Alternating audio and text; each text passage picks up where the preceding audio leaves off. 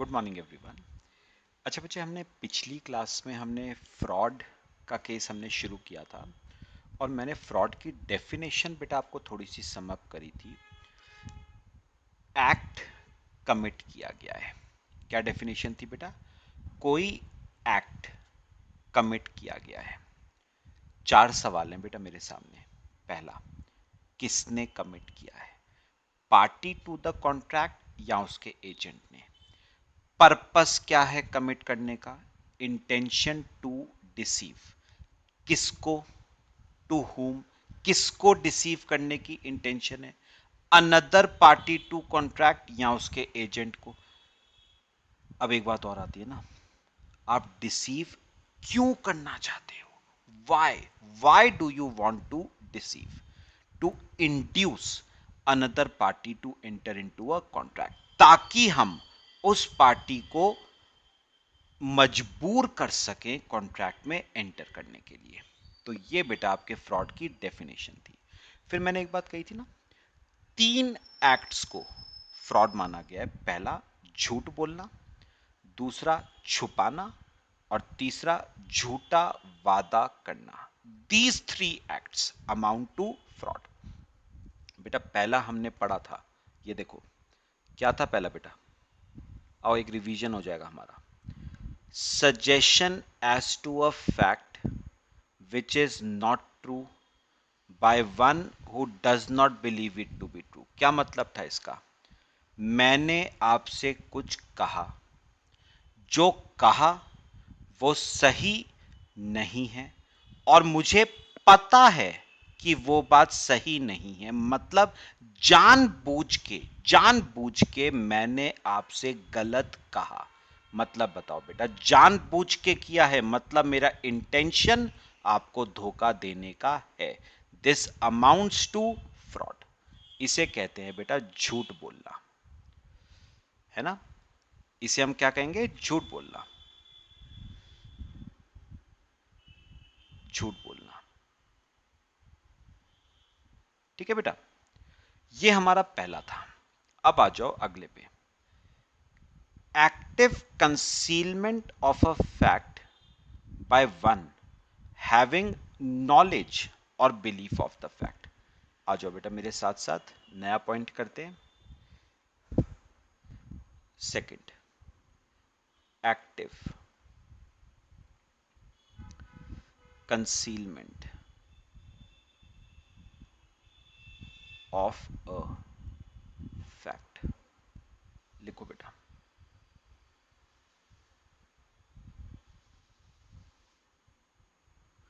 Active concealment of a fact. बेटा concealment का क्या मतलब होता है? कंसील करना।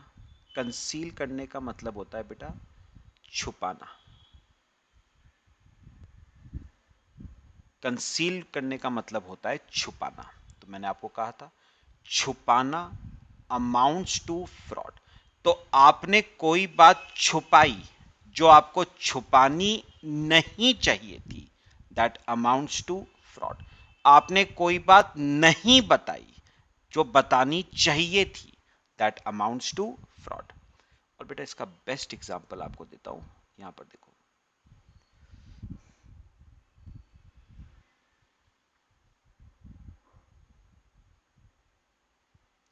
Mister A, miss B. Mister A और मिस बी। बेटा अब हुआ क्या, ये जो मिस्टर ए है ना, इसने मिस बी को बेटा मैरिज के लिए क्या करा बेटा? प्रपोज किया। मिस्टर ए ने मिस बी को मैरिज के लिए बेटा क्या किया है? प्रपोज किया है, ऑफर दिया है। ठीक है बेटा, मिस बी ने खुशी खुशी ये ऑफर एक्सेप्ट भी कर लिया, एक्सेप्टेड। लेकिन बेटा मिस्टर ए ने मिस्टर ए ने एक ऐसी बात मिस बी से छुपाई जो उसे छुपानी नहीं चाहिए थी। उसने मिस बी से एक बात बेटा कंसील करी, छुपाई। उसने मिस बी से एक बात छुपाई, और वो बात बेटा बेटा क्या थी कि जो मिस्टर ए है ना, वो ऑलरेडी मैरिड था बेटा। मिस्टर ए ऑलरेडी बेटा क्या था, मैरिड था। तो मुझे बताओ, क्या ये बेटा मटेरियल फैक्ट नहीं है? क्या बोला मैंने वर्ड? क्या ये बेटा मटेरियल फैक्ट है या नहीं? What do you mean by the word material fact? मतलब क्या ये बात आपको इंपॉर्टेंट लगती है या नहीं? क्या इसकी जानकारी मिस बी को देना जरूरी था या नहीं? मटेरियल का मतलब होता है इंपॉर्टेंट। क्या बेटा ये बात मिस बी को बतानी जरूरी थी या नहीं? इंपॉर्टेंट बात ये थी या नहीं? बिल्कुल थी बेटा। तो अब मुझे बताओ लॉ ने क्या कहा। लॉ ने कहा आपने एक मेटीरियल फैक्ट, आपने एक मेटीरियल फैक्ट, आपने एक मेटीरियल फैक्ट मिस बी से छुपाया है जो आपको छुपाना नहीं चाहिए था। तो बेटा this will amount to fraud on part of mister A, fraud on part of A, it will amount to fraud on part of A. तो अगर आपने कोई बात छुपाई जो आपको छुपानी नहीं चाहिए थी, that will amount to fraud on part of mister A. और बेटा ये कॉन्ट्रैक्ट क्या हो जाएगा बच्चे? वॉइडेबल हो जाएगा ये contract at the option of aggrieve party. कौन है अग्रीव पार्टी बेटा? Miss B. तो ये कॉन्ट्रैक्ट हो जाएगा voidable at option of miss B.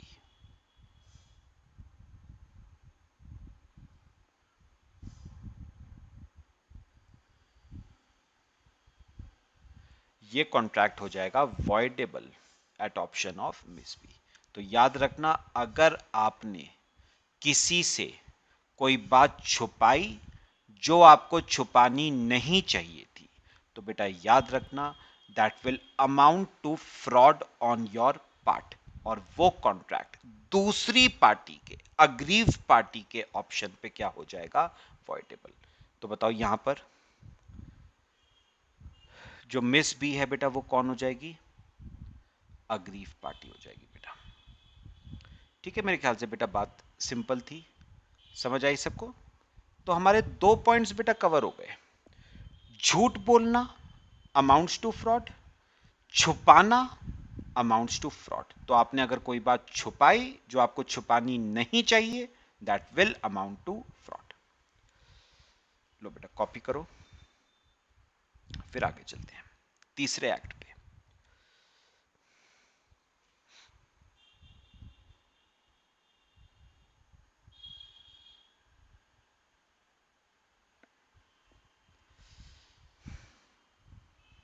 सब बताओ बेटा, नंबर जरूर लिख लेना बेटा, इस सीक्वेंस में पढ़ना।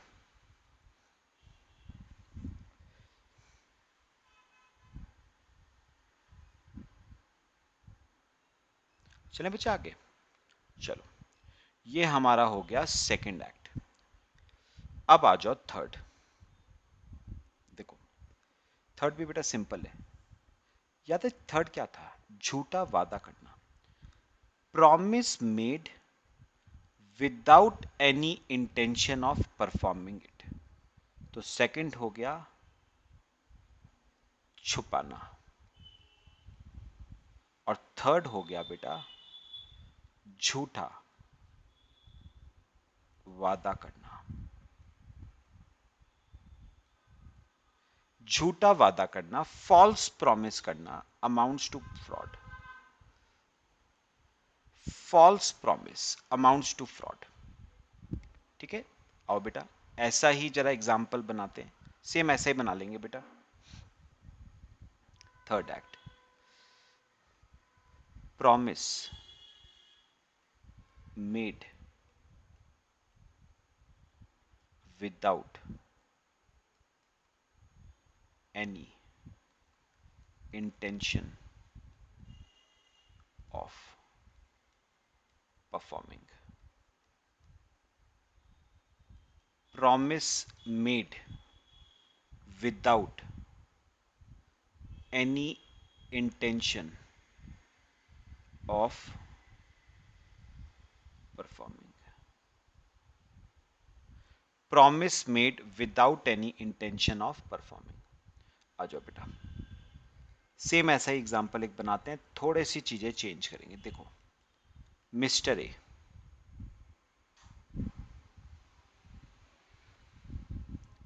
और मिस बी, एग्जाम्पल सेम रख रहे हैं बेटा, कुछ फैक्ट्स चेंज करेंगे। सुनो, अब क्या हुआ, मिस्टर ए ने मिस बी को बेटा मैरिज के लिए प्रपोज किया।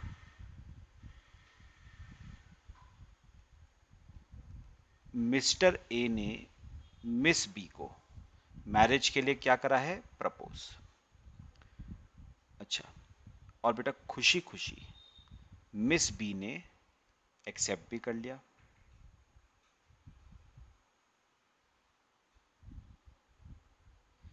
मिस बी ने प्रपोजल बेटा एक्सेप्ट भी कर लिया। ठीक है, अब बेटा हुआ क्या, इन दोनों ने डिसाइड करा कि हम ना कोर्ट मैरिज करेंगे। इन दोनों ने डिसाइड करा कि हम कोर्ट मैरिज करेंगे। हम कोर्ट मैरिज करेंगे। ठीक है, हम दोनों क्या करेंगे, कोर्ट मैरिज करेंगे। और बेटा दोनों ने डेट भी डिसाइड कर ली कि हम आज से 15 दिन के बाद हम कोर्ट मैरिज करेंगे। ठीक है, दोनों बहुत खुश, तैयारियां वगैरह शुरू हो गई। अब क्या हुआ, जो दिन डिसाइड हुआ था बेटा, मिस बी उस दिन कोर्ट मैरिज करने के लिए कोर्ट में पहुंच गई। तो fourth point, miss B reaches court for court marriage. तो मिस बी कोर्ट पहुंच गई कोर्ट मैरिज के लिए, पक्का। But mister A does not arrive for court marriage. Mister A does not arrive. Mister A does not arrive. बात समझ आई बेटा। बाद में बेटा मिस बी को बाद में ये पता चला कि मिस्टर ए का मैरिज करने का कोई इंटेंशन था ही नहीं। तो यहां पर मैं लिखता हूं, mister A had no intention of marrying miss B. Mister A had no intention of marrying miss B. Mister A का कोई इंटेंशन मिस बी से मैरिज करने का नहीं था बेटा। बात बताओ समझ आई? इसका मतलब बेटा मिस्टर ए ने जो प्रॉमिस करा था कि हम आज से 15 दिन बाद कोर्ट में मैरिज करेंगे, वो बेटा बिल्कुल क्या था, फॉल्स प्रॉमिस था। आपने ऐसा प्रॉमिस किया था जिसे पूरा करने का आपका कोई इंटेंशन था ही नहीं बेटा। इसका मतलब आपने क्या किया था बेटा, एक झूठा वादा किया था। आपने एक फॉल्स प्रॉमिस किया है। उस प्रॉमिस को पूरा करने का आपका कोई इंटेंशन था ही नहीं। तो बेटा आपको नहीं लगता कि मिस्टर ए ने मिस बी के साथ बेटा धोखा किया है? बिल्कुल किया है बेटा। This will amount to fraud, this will amount to fraud on part of mister A. तो ये बेटा क्या माना जाएगा? फ्रॉड माना जाएगा on part of mister A. बताओ बेटा, बात समझ आई?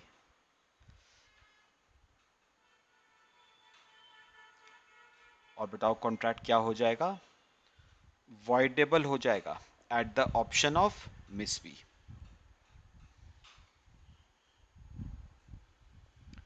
कॉन्ट्रैक्ट वॉइडेबल हो जाएगा at the option of aggrieved party. 9th point बेटा। बेटा पॉइंट्स मैं जान के लिख रहा हूं ताकि आपको सीक्वेंस पता चल ले कि सीक्वेंस क्या चल रहा है। ठीक है? तो बेटा याद रखना, जब आप झूठा वादा करते हो ना किसी से, तो झूठा वादा करने के पीछे मोटिव एक ही होता है बेटा, और वो है धोखा देने का, मतलब फ्रॉड। तो ये 3 एक्ट्स ऐसे हैं जिन्हें फ्रॉड माना गया है। कॉपी कर लो बेटा।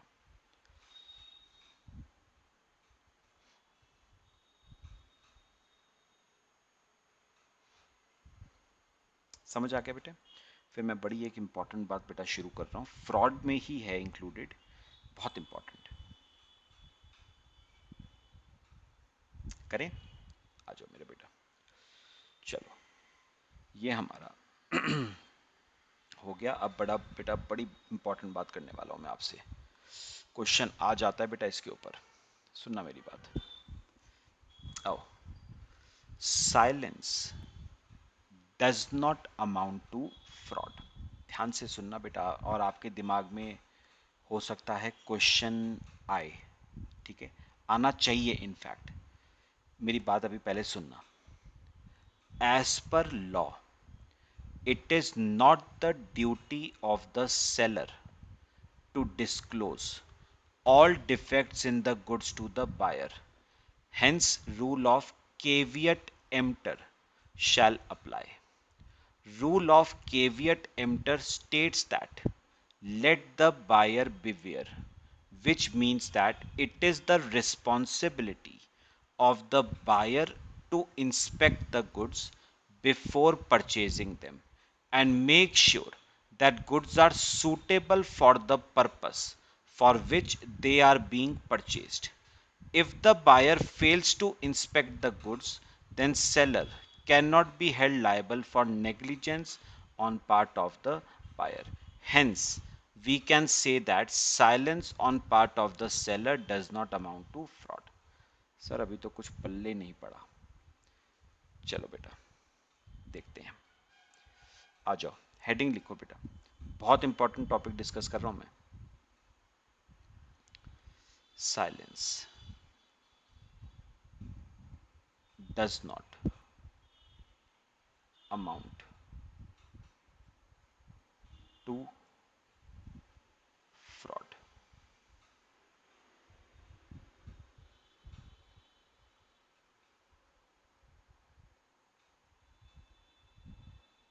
Silence does not amount to fraud. लिखो बेटा हेडिंग, हेडिंग लिख लो।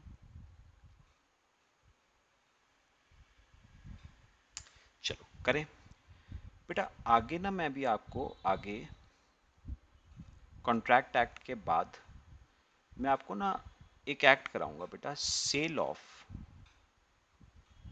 Goods act 1930। एक एक्ट में आपको कराऊंगा सेल ऑफ गुड्स एक्ट 1930। और बेटा इस सेल ऑफ गुड्स एक्ट 1930 में ना हम एक रूल पढ़ेंगे। रूल है केवियट एम्प्टर का रूल। कौन सा रूल है बेटा? केवियट एम्प्टर का रूल है बेटा। केवियट एम्प्टर का एग्जैक्ट मतलब क्या होता है वो मैं बाद में बताऊंगा बेटा आपको। पहले मैं आपको थोड़ा सा केस समझाना चाहता हूं, सुनना। कॉन्ट्रैक्ट्स में बेटा होता क्या है, लॉ क्या कहता है, जरा सुनना बेटा। लॉ क्या कहता है, सुनो। लॉ कहता है एक कॉन्ट्रैक्ट में दो पार्टीज होती हैं। कॉन्ट्रैक्ट में कितनी पार्टीज होती हैं, दो। एक है सेलर, ठीक है, और एक है बायर। बात समझ आई? ध्यान से सुननी है बेटा। फिर आपका लॉ कहता है कि जो सेलर है वो बायर को गुड्स बेचता है। नंबर लिखते जाना। सेलर बायर को क्या बेचता है, गुड्स बेचता है, ठीक है। अब पता है लॉ क्या कहता है, लॉ कहता है, लॉ कहता है कि, ध्यान से सुनना, लॉ कहता है आपको कि सेलर बायर को जो गुड्स बेच रहा है ना वो डिफेक्टिव है। मैंने क्या कहा, सेलर बायर को जो गुड्स बेच रहा है वो गुड्स बेटा क्या है, डिफेक्टिव है, उनमें कोई डिफेक्ट है। जो गुड्स सेलर बायर को बेच रहा है वो गुड्स क्या है, डिफेक्टिव है। बात समझ आई? But seller is not liable to disclose defect in goods to buyer। क्या हुआ बेटा, मतलब जो गुड्स सेलर बायर को बेच रहा है वो बेटा डिफेक्टिव है, लेकिन लेकिन लॉ ने एक बात बिल्कुल क्लियर कर दी है बेटा, और वो क्या, सेलर बायर को डिफेक्ट के बारे में बताने के लिए लायबल नहीं है।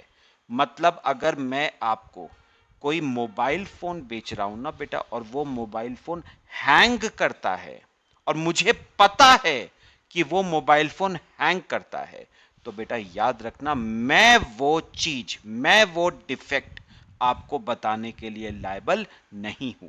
बेटा मैं आपको मोबाइल फोन बेच रहा हूं जिसका बैटरी बैकअप बहुत खराब है, मैं ये बात आपको बताने के लिए लायबल नहीं हूं बिल्कुल भी। लॉ ने ये बात बेटा बिल्कुल क्लियर कर दी है, seller is not liable to disclose defect in the goods to the buyer. मैं आपको डिफेक्ट के बारे में बताने के लिए लायबल नहीं हूं। Seller is not liable to disclose defect in goods to the buyer। तो सेलर बायर को गुड्स में अगर कोई डिफेक्ट है तो वो बताने के लिए लायबल नहीं है बेटा। अच्छा सुनो सुनो, अभी केस खत्म नहीं हुआ बेटा। अब तीसरी बात, लॉ क्या कहता है, अब सुनो। लॉ कहता है सेलर सेलर बस एक काम करेगा, एक काम क्या, वो बायर को एक अपॉर्चुनिटी देगा टू इंस्पेक्ट द गुड्स। मतलब सेलर ज्यादा से ज्यादा बायर को क्या कह सकता है, ले भैया ये पड़ा है मोबाइल फोन तेरे सामने, अपने आप एक बार इसे इंस्पेक्ट कर ले, सही है या नहीं। पॉइंट बताओ, क्लियर हुआ? तो सेलर की जिम्मेदारी बस इतनी है कि वो बायर को एक अपॉर्चुनिटी देगा टू इंस्पेक्ट द गुड्स। तो third point, seller shall give an opportunity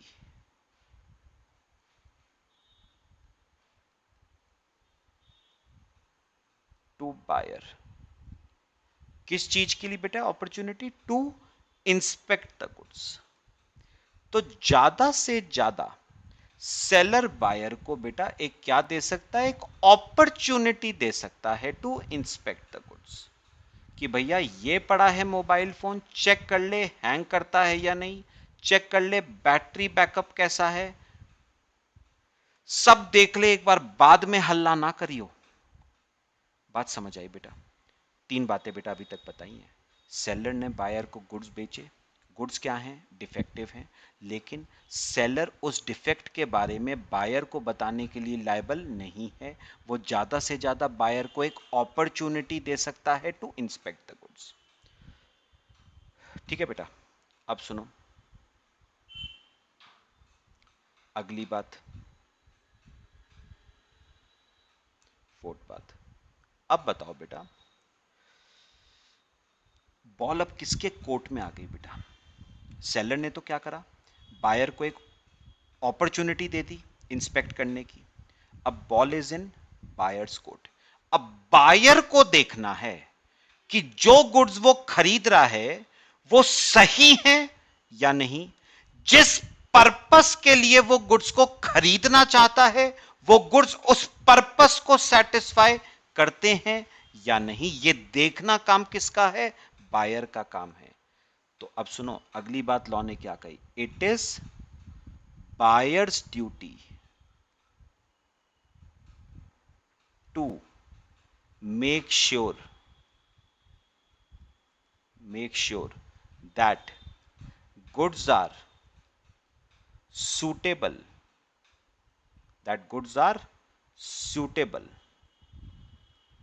for the purpose, goods are suitable for the purpose for which they are purchased। तो अब ये बायर की ड्यूटी है देखना कि गुड्स डिफेक्टिव हैं या नहीं, क्या ये उस पर्पस के लिए यूज हो सकते हैं या नहीं जिस पर्पस के लिए वो गुड्स को खरीदना चाहता है। तो ये किसकी ड्यूटी है बेटा, बायर की, सेलर की ड्यूटी नहीं है। It is the buyer's duty to make sure that goods are suitable for the purpose for which they are purchased। तो बेटा एक बात याद रखना, लॉ ने बर्डन सेलर के सर के ऊपर से शिफ्ट करके बेटा किसके ऊपर कर दिया, बायर के ऊपर कर दिया है। लॉ ने एक बात साफ कर दी है, भैया सेलर लायबल नहीं है। अगर गुड्स में डिफेक्ट है तो डिफेक्ट बताने के लिए सेलर को जिम्मेदार मत ठहराओ। सेलर ज्यादा से ज्यादा तुम्हें एक अपॉर्चुनिटी दे सकता है गुड्स को इंस्पेक्ट करने की। यह तुम्हारा फर्ज बनता है कि गुड्स को इंस्पेक्ट करो, देखो डिफेक्ट है या नहीं, देखो क्या वो गुड्स उस पर्पस के लिए सूटेबल है या नहीं जिस पर्पस के लिए आप गुड्स को खरीदना चाहते हो। तो onus now is on buyer. तो बायर के ऊपर बेटा बर्डन शिफ्ट कर दिया गया है फ्रॉम सेलर। तो बेटा बेसिकली सम अप कर रहा हूं अब। बेसिकली बेटा लॉ बायर को कह रहा है लेट द बायर बिवेयर, मतलब हे बायर तू अपने आंख कान नाक खुले रख, सेलर को जिम्मेदार ना ठहरा, तू अपना आंख कान नाक खुला रख। सतर्क तुझे रहने की जरूरत है, सेलर को नहीं। सतर्क तुझे रहने की जरूरत है, या आप कह सकते हो कॉशन बायर। कॉशन बायर मतलब बायर तू हो जा सावधान। तो बेटा ओनस किसके ऊपर से शिफ्ट करके किसके ऊपर कर दिया गया बेटा, ओनस सेलर के ऊपर से शिफ्ट करके बायर के ऊपर कर दिया गया है। लॉ कह रहा है बायर तुझे गुड्स चाहिए, तू देख डिफेक्टिव है या नहीं, तू देख क्या ये तेरे पर्पस को सेटिस्फाई करते हैं या नहीं? ये सेलर का काम नहीं है। तो सतर्क होने की जरूरत, सावधान होने की जरूरत तुझे है, सेलर को नहीं। और बेटा यही है रूल ऑफ केवियट एम्प्टर। यही है रूल ऑफ केवियट एम्प्टर। बेटा केवियट एम्प्टर का मतलब ही ये होता है, let the buyer beware, caution buyer. तो बेटा सतर्क होने की जरूरत सेलर को नहीं है, सावधान होने की जरूरत सेलर को नहीं है, बायर को जरूरत है सावधान होने की। भाई गुड्स किसको चाहिए? बायर को। तो कौन देखेगा डिफेक्ट है या नहीं? बायर देखेगा। कौन देखेगा कि उसके पर्पस को सेटिस्फाई करते हैं या नहीं? बायर देखेगा। यह सेलर का काम नहीं है। पक्का बताओ बेटा, बात समझ आई?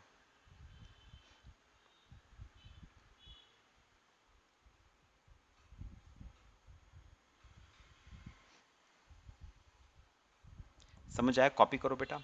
एक एग्जाम्पल करा रहा हूं मैं आपको।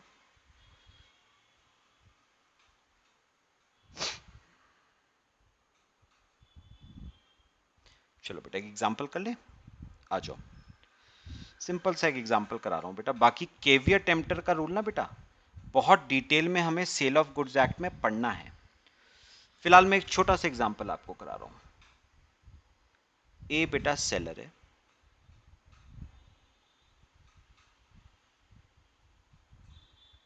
बी बायर है। ठीक है बेटा, अब हुआ क्या? ए ने बी को सेल करी। किस चीज की बेटा? हॉर्स की। और वो हॉर्स बचे अनसाउंड माइंड का था। वो हॉर्स आपका अनसाउंड माइंड का था। बात समझ आई बेटा? बट ये पहला पॉइंट हो गया। बट सेलर ने बायर को नहीं बताया। Seller does not disclose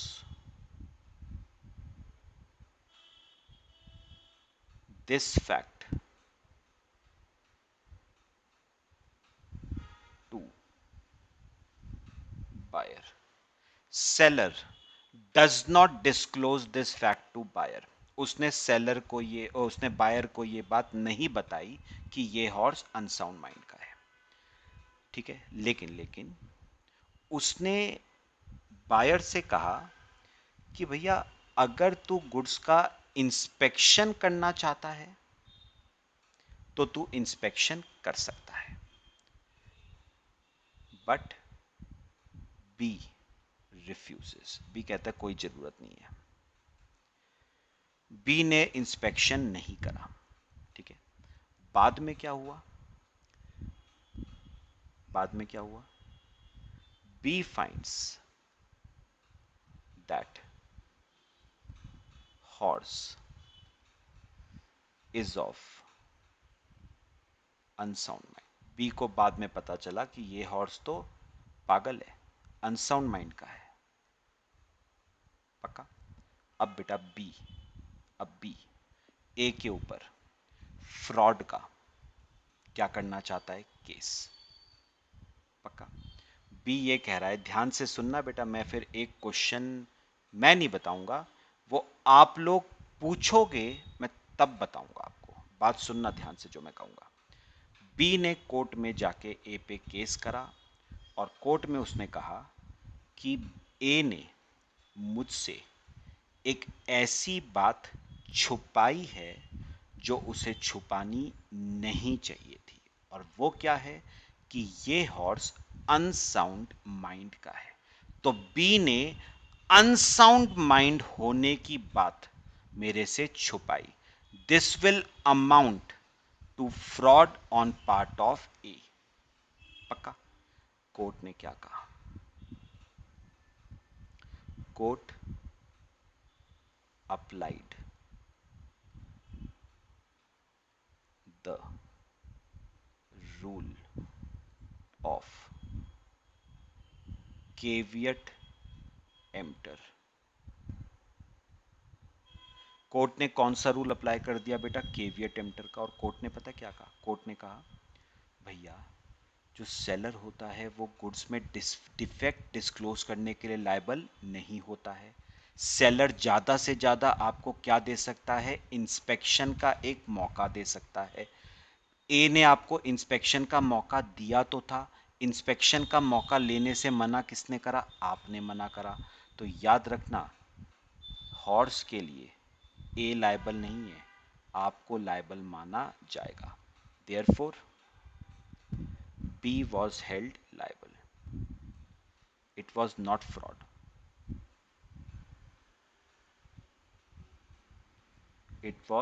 it is not fraud on part of A।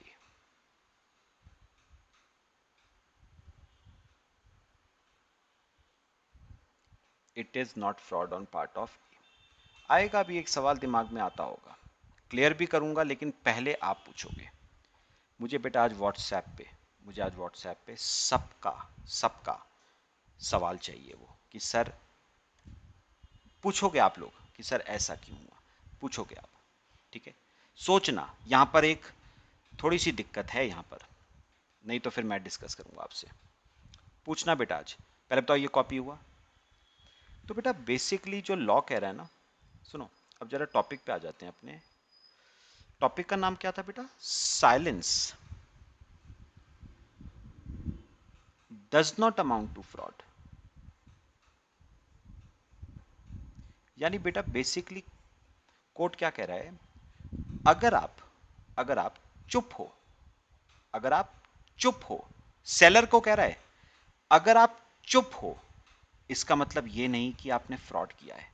तो मुझे बताओ, इस केस में ए चुप था, ए चुप था, उसने कुछ नहीं कहा। हॉर्स साउंड माइंड का है, अनसाउंड माइंड का है, चुप था बिल्कुल। तो क्या कहोगे? ए ने फ्रॉड किया है? नहीं बेटा, silence does not amount to fraud. तो कोर्ट ने क्या कहा? साइलेंस, ए चुप है, इसका मतलब ये नहीं कि उसने फ्रॉड किया है। Silence does not amount to fraud. A चुप है, इसका मतलब ये नहीं है कि उसने फ्रॉड किया है। Silence does not amount to fraud. पूरा केस बेटा समझ आया? मैं एक्सपेक्ट करता हूं बेटा आप लोगों से कि आप लोग मुझसे वो सवाल पूछोगे, पक्का? ठीक है, अगर पूरा केस हमने जितना आज डिस्कस किया है क्लियर हुआ है तो बेटा वो सवाल आपका आना चाहिए। ठीक है, चलो बच्चे, बाकी हम नेक्स्ट क्लास में से कंटिन्यू करेंगे। ठीक है, टिल देन थैंक यू।